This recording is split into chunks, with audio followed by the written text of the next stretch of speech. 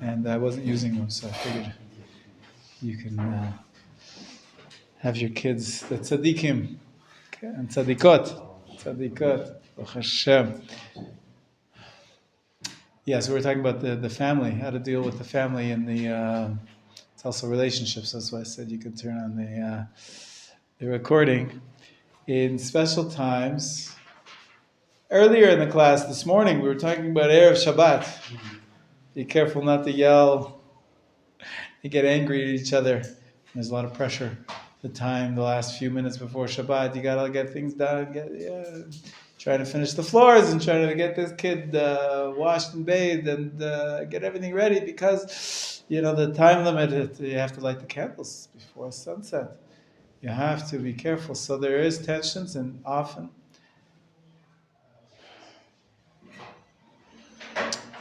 people fail. Hey! Shalom Aleichem! Gershon! Good to see you. Come on in. Former student of ours. So, and remind me your name, sir? Yehuda. Yeah, Yehuda Bergman. You live where? Menachem. Nice travel to come in. Yes. Great. You had the opportunity to study. Great, terrific. Welcome. Hey, man. All right, so we were talking about the tensions in the home. It's a class about relationships. It's so we were saying earlier today that on Erev Shabbat, oftentimes there's pressure, there's lachats to get things done, and I see some nods, and everybody recognizes it that this is something that happens, and it's the Satan, it's the angel.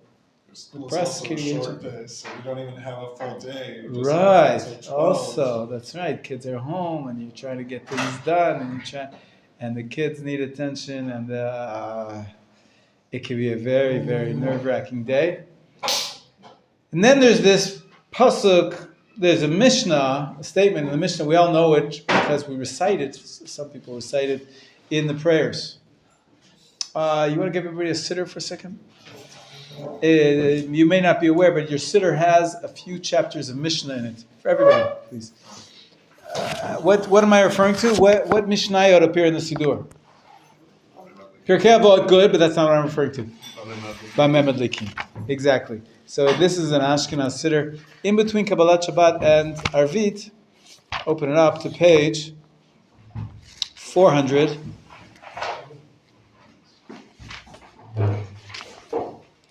And 410 in English. So in the Ashkenazi Siddur, they recite this every Friday night. Some Sephardim do also, but they do it after Mariv. Some do it before Mariv. It's different. Every shul is a little bit different. But some people recite this as the chapter 2 from Masechet Shabbat. Masechet Shabbat, one of the parts of the Mishnah. It has 24 chapters.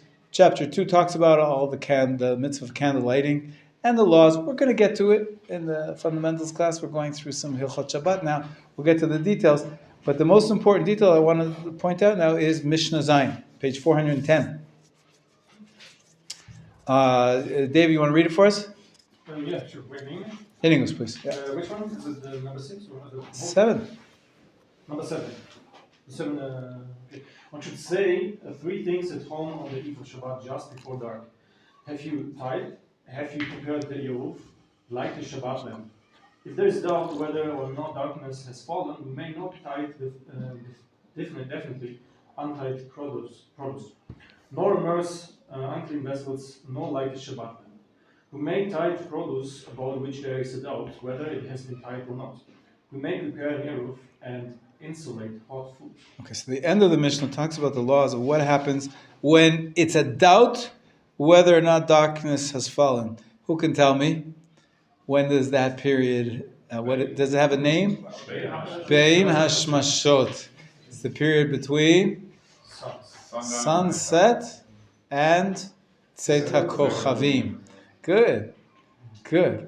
And so that's the second part, and there's some things you're allowed to do, some things you're not allowed to do.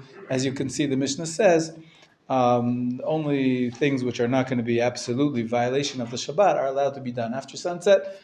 shouldn't light the candles. It says, if it's a doubt, one may not light the Sabbath lamp, even though you didn't. Oh no, you feel so bad. Sunset, no more do you light the candles.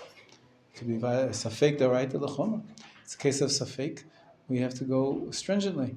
Okay, but there's other thing and other prohibitions as well. But I want to focus on the first part. It's very interesting. It says here that one should say 3 things. Do you do this? I don't usually. Explicitly, no. No, not explicitly. It says one should say 3 things. And the truth is there's 2 actually. 2 questions. As the translation, they do a good job with it. Can you talk about Eruv Tafshilin here? That's a different type of Eruv. Eruv Tafshilin is only when you're have Yom Tov next to Shabbat. There's other types of Eruv as well, but we won't get into those details right now. Most of us, it's not really relevant. Trumot and Masrot, it depends if you have a garden or if you buy food from a grocer who doesn't tithe himself. Most people buy groceries, the vegetables are already tithed. Maaser and Trumot have been taken over. That's why it got its kosher stamp, so you don't have to do that at home. But if you do at home, so you have to ask, have you tithed? Why? Because it's not kosher. The food for Shabbat, you can't have salad. You won't be able to have your fruit for your meal if you don't tithe them. So you've got to get that done before dark because you're not supposed to do that. One may not tithe definitely untithed produce. You're not allowed to do that. Once Shabbat comes in, we do not tithe on Shabbat. We don't take off Trumot and Masrot. So that's one question. Second question, have you prepared the Eruv? What Eruv are we talking about? So once the suggestion was Eruv Tafshilin, but that's only on Yom Tov. But there's what other Eruvin are there? Eruv of the town. Right, nowadays we call that Eruv. In the Mishnah time, they didn't call that an Eruv. That's Tzurat HaPetach. That's turning the entire town into one private domain. The Eruv they're talking about probably is Eruv what? For your yard. For your yard, Eruv Chatzerot. Right, Eruv and Shitufei Mevaot. There's a rule, we'll learn about it when we learn the laws of Shabbat, that you're not allowed to carry even between 2 Reshut HaYachid. To private domains, you cannot carry unless you co-join them with some food. So do you have two Eruv and Chaserot, but you said you join into one? No? Somebody puts food on behalf of everybody else in the courtyard. So everybody's sort of joined in that same food, and so it's not considered to be totally separate domains, and you're allowed to carry between, like in an apartment building. One person designates the Eruv, it's called Eruv Chatzerot, and it's good for the entire apartment building. Not everybody has to do something. And most cities where there's a Jewish community, you don't even have to do it in every apartment building. The rabbi of the town makes an Eruv Chatzerot on behalf of the entire town. So we can knock on the rabbi's door. Usually he does it in the shul. If you ask the rabbi in the shul, you'll find a box of matzahs, because matzah doesn't go bad, near the Aron Kodesh, and somewhere in some closet, he says that's the Eruv Chatzerot for the entire town. Very interesting. Anyways, that's the second question. In the day before there was, this system. Have you prepared the Eruv? And the third, even though it's a list, the third one's not really a question. Light the Sabbath lamp. You should light the Sabbath lamp. Why is he telling them to light the Sabbath lamp? Nerot Shabbat. You have to know Nerot Shabbat. Why should he say these things? Because they have to be done before the deadline. Precisely, exactly. There's a deadline that has to be done. And so, as we said, if you don't light the candles before the deadline, then they don't light at all. You missed out the mitzvah. And the same thing with the Trumot and Masrot, and the same thing with the Eruv. It's got to be done on time. What do all the commentaries say on this Mishnah? It's in the Talmud. So that we don't have. Talmud says, you're supposed to say something to your household. Who usually is doing this, asking the questions? Well, who's asking the questions is who's being asked. The husband is asked. Well, usually it's the woman who's in charge of the kitchen and the food. So it's the husband who's asking the wife, have you tithed the food? And also eruv is food that has to be shared. So it's probably in the woman's purvey as well. And who lights the Shabbat candles? Usually it's the woman. Usually it's the woman. Everybody has an obligation. Everybody has an obligation. You're absolutely right. Before you get married, if you don't have a mother or a wife doing it for you, then you have to do it yourself. But in a standard case where you have a household, you have the woman's job to do all these three things. So basically, this Mishnah is referring to the husband. It says, you, the husband, you have a responsibility. There's a room here too, Binyamin, if you like. There's a chair for you here.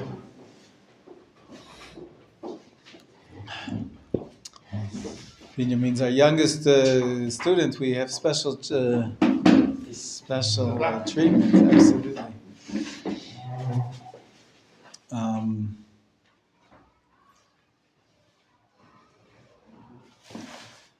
Wow. Just realized we are in, the year is Tafshin Pei Dalid. That's 5784. 5784. You've been around since Tafshin. From 5700 to 5784. Kanei Nahar, Ad Be'ev Esrim. Should make it until 5800 and more. But so far, 84, it's easy to remember how old you are. Okay, in any case, so usually it's the husband who's, in this case, he's in supervisory role. He's not lighting the candles, the wife is. But he knows the law, and she knows the law, but, she's got a lot on her hands. Look at this. These are just three questions. She's also got many times she's taking care of the kids. So there's a lot of pressure, and the eye of the storm, usually it's the wife who's in the eye of the storm. And it's a tense time. And now, what do the sages say? The husband, you're supposed to go over to your wife and give her recite the following. Have you tithed? Have you prepared the eruv? Light the candles. So, do you think this could cause some strife inside the family? Absolutely. The sages understood this, and they said, that's why all the commentaries say, this should be said in a calm tone.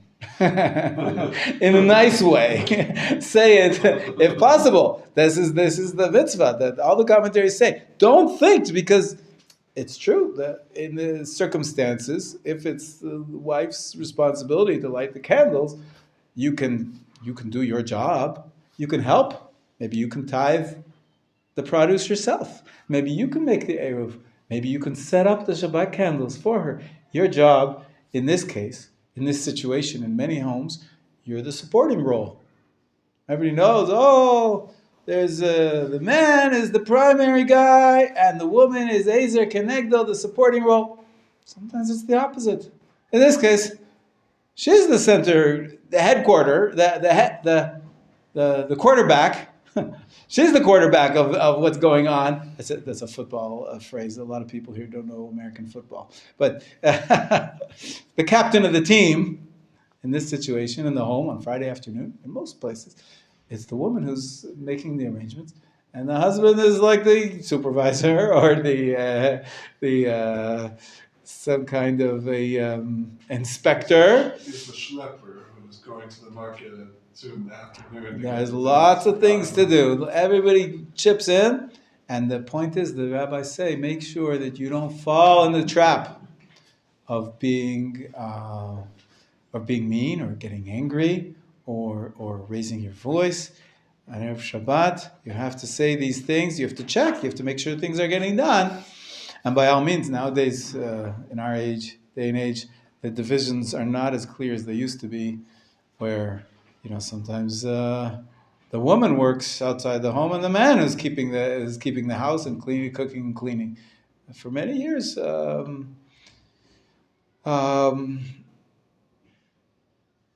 I was in Kollel, learning to be a rabbi. We don't earn much. You don't get much of a stipend. And so we were pretty poor. But so my wife was out working. And so I did a lot of the housework, much more than I do today. Today my wife works also, but she works at home. So it's much easier for her to, put in a load of laundry in before and after her meeting or whatever it is. But it all depends on the circumstances. It's not like it's absolutely that it has to be that only the woman does the housework. It depends. We have to make sure that it's a joint effort.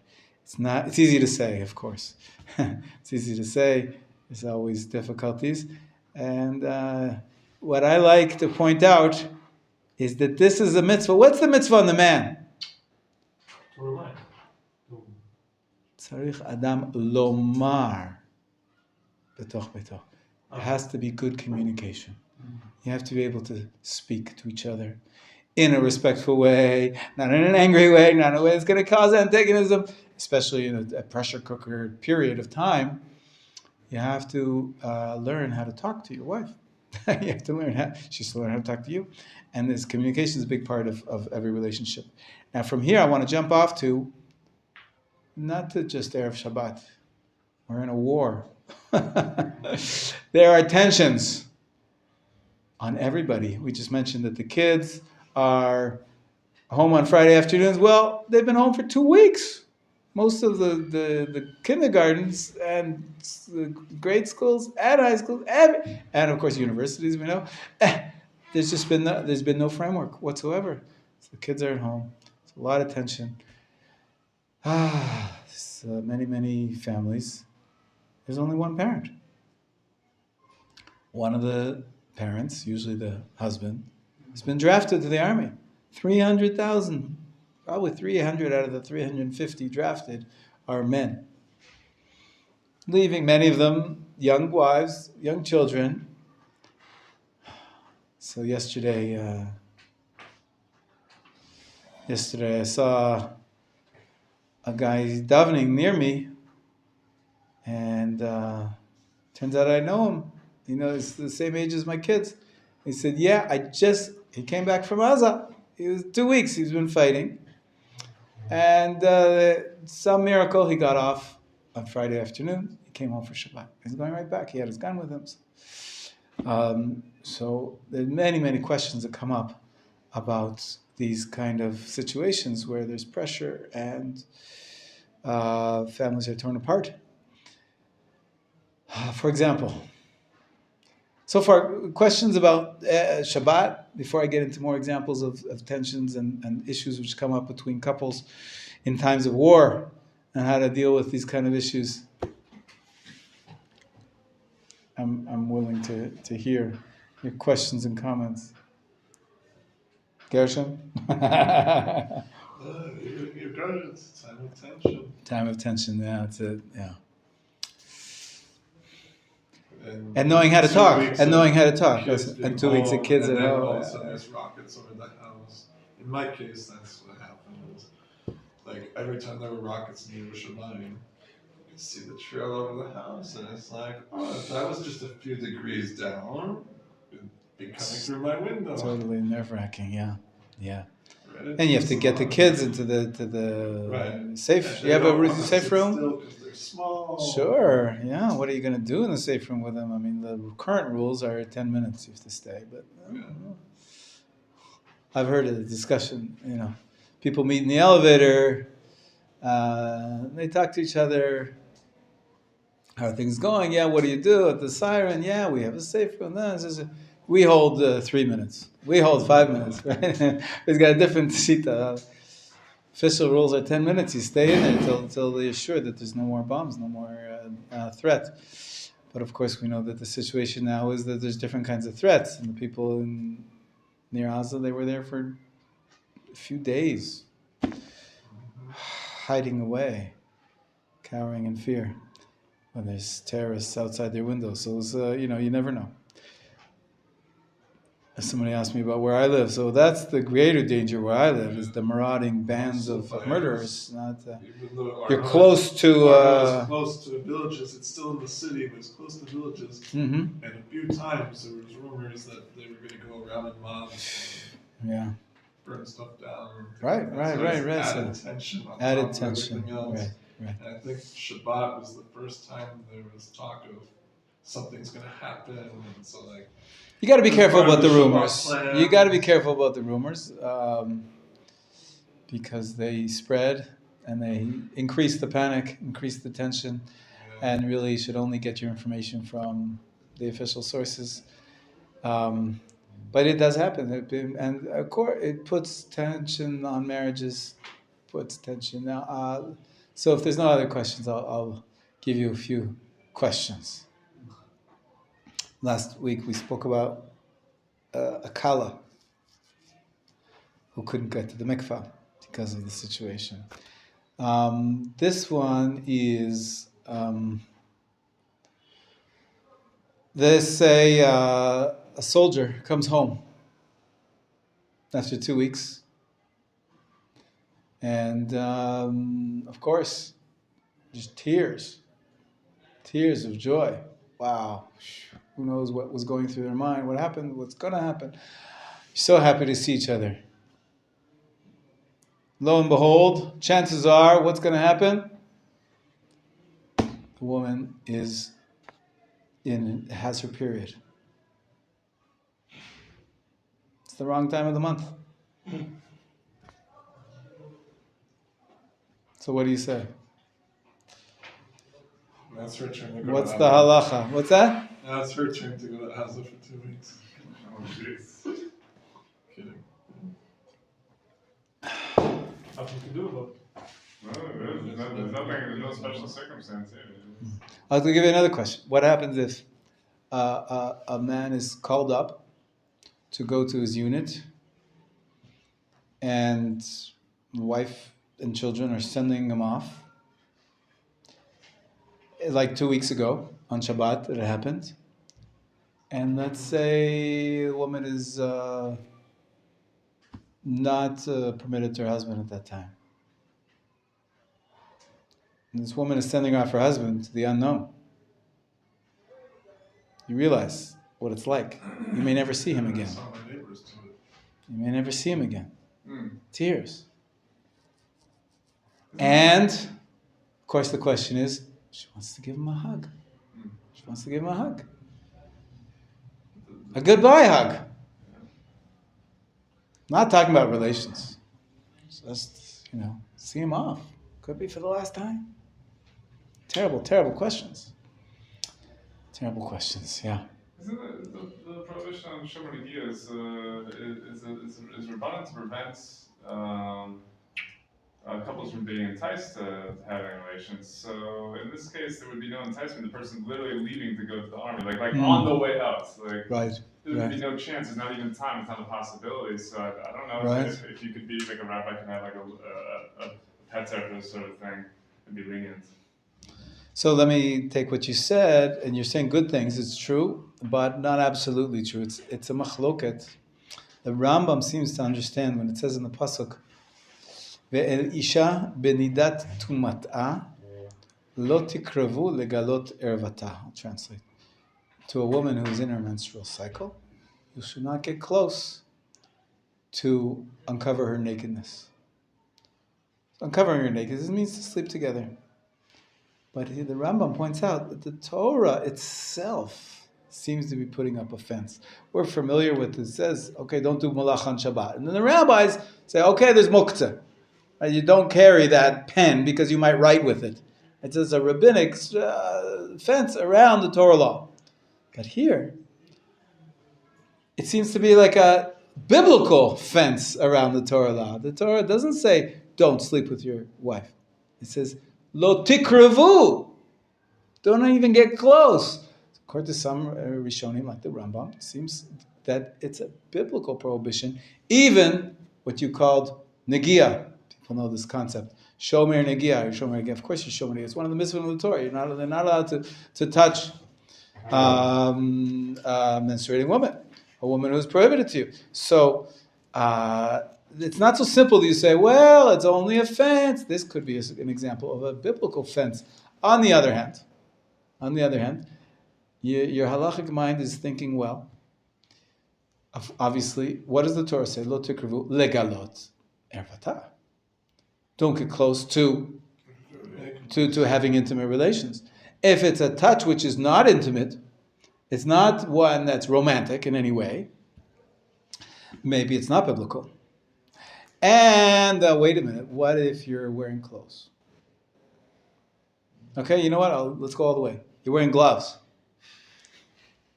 Combat gloves. And a ski mask, okay? There's not going to be skin on skin. There's no touch, okay?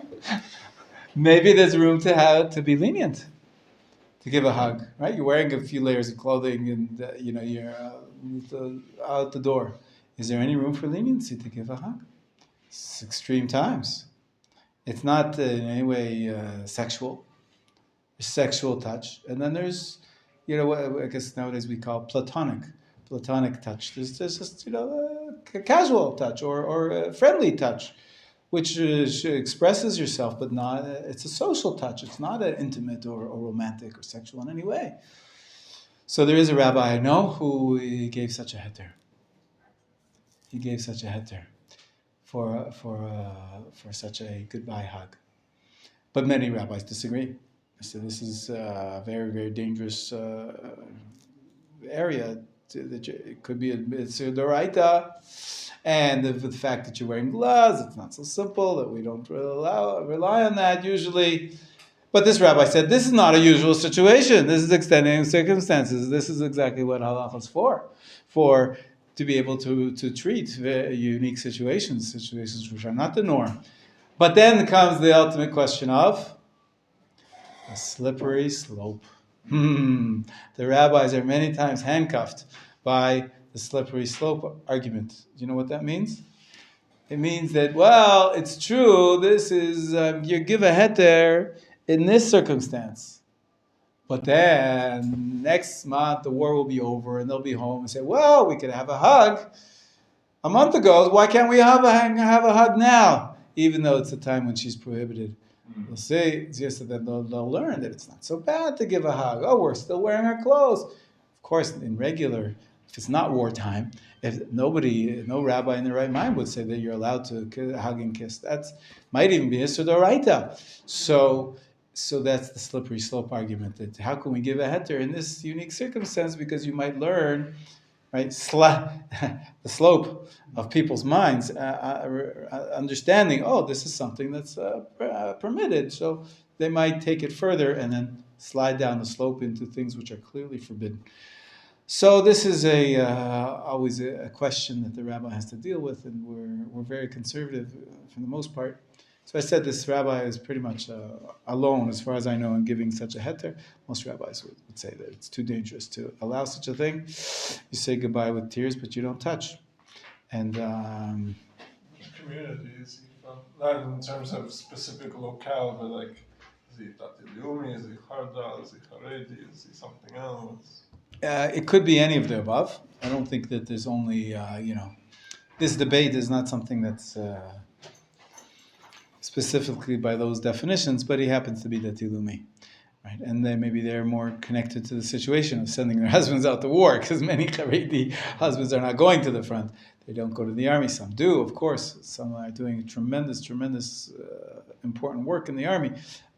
We shouldn't, put anybody in boxes. But you asked, so I told you. But I don't think that's the question.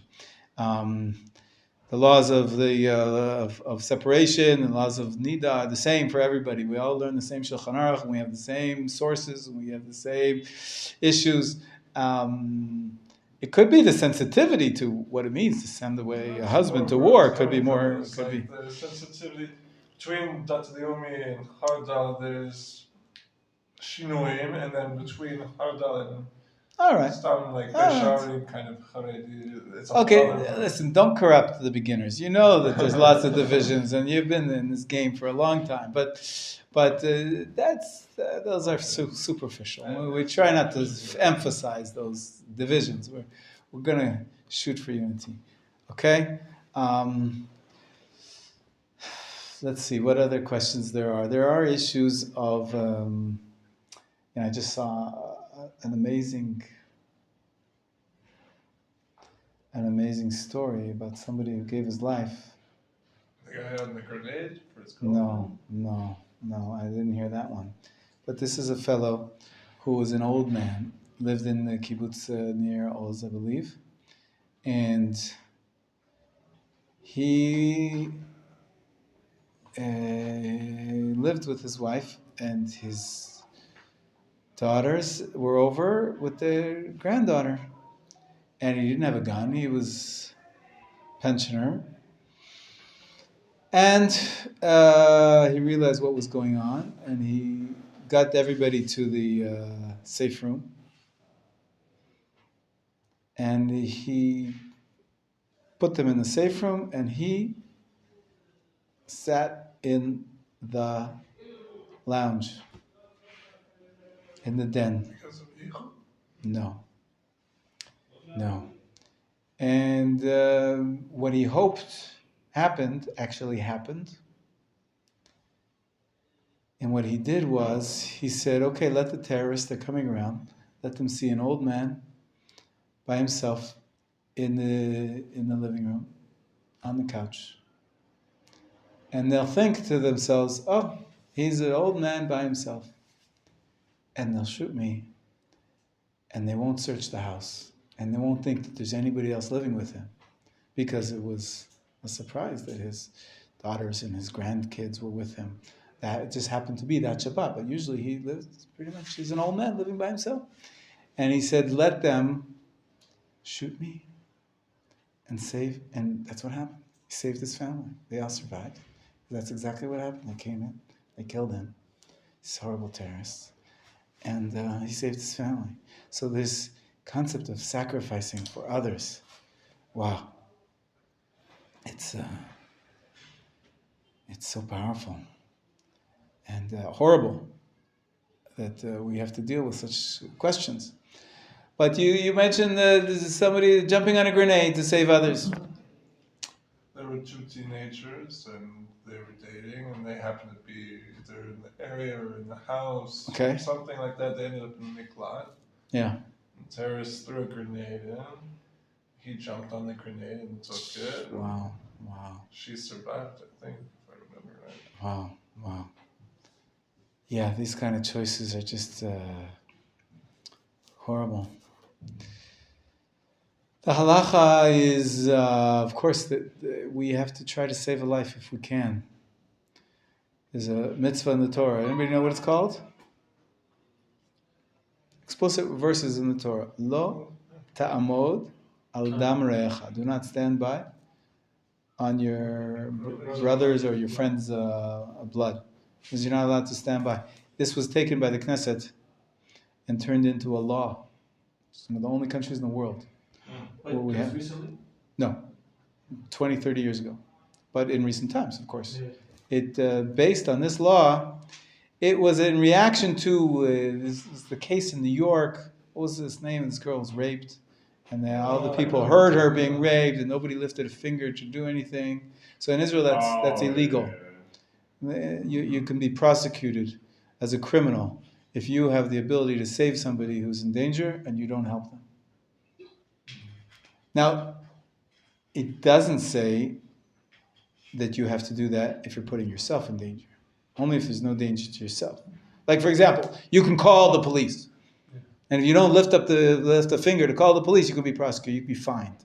That's based on this halacha, lo ta'amod al dam re'echa. You can't stand by and do nothing. Now, the question is, what happens if you have to risk your life? If you have to risk your life in order to save somebody else's life.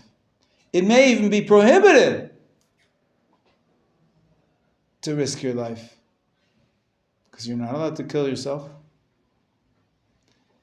So there's a long, complicated discussion based on various different stories in the Talmud. There were some sages of the Talmud who themselves, the famous stories about Reish Lakish. Reish Lakish and Reish Lakish and Rabbi Yochanan, the pair, Amoraim in Eretz Israel, from 2,000 years ago. They Reish Lakish was about tshuva. He was known as, some people claim that he was a gladiator. He was a ruffian in any case. He had a band of robbers. Ultimately, he was swimming in the river Jordan one day, and Rabbi Yochanan saw him, and he said, "What a waste of your physical strength. That strength should go towards Torah." It's like any fairy tale. Reish Lakish was having a moment of tshuva, and Rabbi Yochanan saw that he could be convinced, and he saw that he really was a powerful individual, as we're going to hear at the end of the story.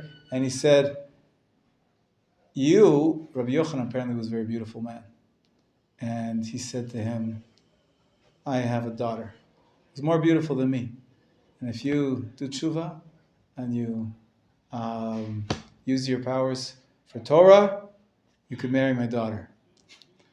Like I said, it's like a fairy tale. It's like a love story. The end of the story is that he did. He did tshuva, and he became Rabbi Yochanan's study partner. He was his study partner for so many years, and when Reish Lakish died, unfortunately, Rabbi Yochanan felt that he had some guilt in causing him a pain because of something he said that was insensitive. In any case, Reish Lakish died, and Rabbi Yochanan fasted and cried about him. He said, "I lost my best study partner." He was such a sharp mind, Reish Lakish. In any case, I can't tell you the whole story now. It's already after 1 o'clock, but I'm getting towards the end. 1:10 is mincha, right? Yeah. 1:10. So we have a few minutes. Rabbi Yochanan, there was another Amora. I forget who it was. Ben Bava, I think, who was kidnapped. He was kidnapped by a band of marauders, and the rabbis didn't know what to do. They were praying for him. And some of the rabbis even basically said, "There's nothing we can do. They're thugs. They have weapons." And Reish Lakish said, "Let me try."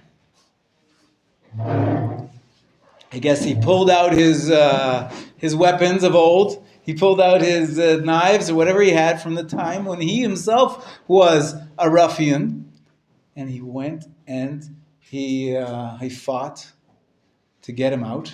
The end of the story is he got him out. He saved his life. He pulled off some kind of a mission, a save the hostages mission, and he was I guess part of the special forces that are training now hopefully to get our hostages out of Gaza. Hopefully, Shat Hashem, they should be safe. And he was successful. And so now, wait a minute here. That's the story, part of the story. There's more afterwards. Yeah, I'll just, because I mentioned Rabbi Yochanan felt guilty for Reish Lakish dying. There was a discussion in the Talmud about the laws of purity and impurity or kashrut. They were discussing different types of knives and how they could be purified or how they could be kashered. I forget exactly what the question was. And Rabbi Yochanan made a comment to Reish Lakish, because Reish Lakish was weighing in on this conversation, the halacha conversation about the laws of kosher and non-kosher knives. And Rabbi Yochanan said to him, "Aha, you seem to be an expert on knives." He was reminding him of his past. Oy! That's the classic example of what the Torah says you're not allowed to oppress anybody. Lo tonu ishet achiv, do not cause pain to anybody. The classic example, there's two classic examples. One is to a Baal Tshuva, you're never allowed to say, remember what you used to be doing. And what's the second example? To a ger. Don't say, remember your parents are still doing, not even remember. Your parents are they are doing all sorts of things which are against the Torah. It's touching people on their sensitive spot. That's the exact prohibition in the Torah. Rabbi Yochanan, with all his greatness, he slipped up. Reish Lakish was so embarrassed and was so thrown by his father-in-law's comment that he fell into a depression and he died from it. And this is just a terrible story. So the Talmud doesn't pull any punches, even against our greatest sages. And the upshot of the story is that Rabbi Yochanan was very guilty and very, very. But it does happen. People say things, hurtful things, and anyways, but all the commentaries afterwards, the rabbis are trying to say, what's the halacha when it comes to jumping on a grenade to save somebody else? It doesn't have to be such an extreme example, like now we're living an extreme time. But can you donate organs? Can you go under the knife? You're risking your life. On some level, there's different organs. There's all sorts of dangerous things that people do to save someone else. Are you allowed to do that? It's not so simple, because you're not allowed to risk your life. Putting your life in danger is prohibited. We have to guard our lives. We're not allowed to endanger ourselves in any way.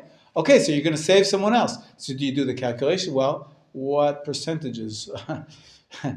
There's a small, for example, my brother donated a kidney to save someone else's life who needed a kidney.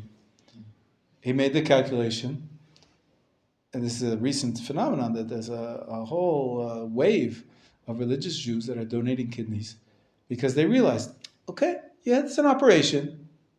It's laparoscopy. There is danger. They could do something wrong in the operation, and there is anesthetic, and but it's a very minor danger. And then you're going to live the rest of your life with one kidney. You can do that. But there is a certain amount of danger. On the other hand, this person on dialysis, this is the end. If you can only be on dialysis for so long, and if without a kidney you can't live. And so many poskim say, well, we can't say that you must. Most poskim don't say that you must, you have to. But if you want to, it's the greatest mitzvah in the world. If you want to. If you choose to, you can. How do you know that you can choose to put your life in even a small amount of danger? You all know the answer. Reish Lakish. Reish Lakish went on this dangerous mission. All the other rabbis had given up. Must have been a dangerous mission to release this guy. But he felt that if he could save a life, even if there's some amount of danger, if you want to, you can. And this is the why we hold in such high esteem these people who do choose to sacrifice themselves to save others. There was a soldier a couple of years ago, Ro'i Klein, famous story where he jumped on a grenade to save his comrades. But I hadn't heard that this happened now in the recent fighting. But until this morning, I heard the story about this old man. Essentially, that's what he did. He put himself in harm's way, hoping that it would save his family. It did. And so, it doesn't necessarily make a difference if it's a blood relative or not in this circumstance, but the motivation is clearly stronger. We have to let you get to mincha. We should not have to be faced with such circumstances, but this is part of our life right now. And remember, this is a time of stress. It's like we're living in one long, maybe month long, maybe 3 months long, maybe a year long period of Erev Shabbat. There's a lot of stress going on. Be nice to each other. Don't yell at each other. Be extra sensitive, if possible. Okay.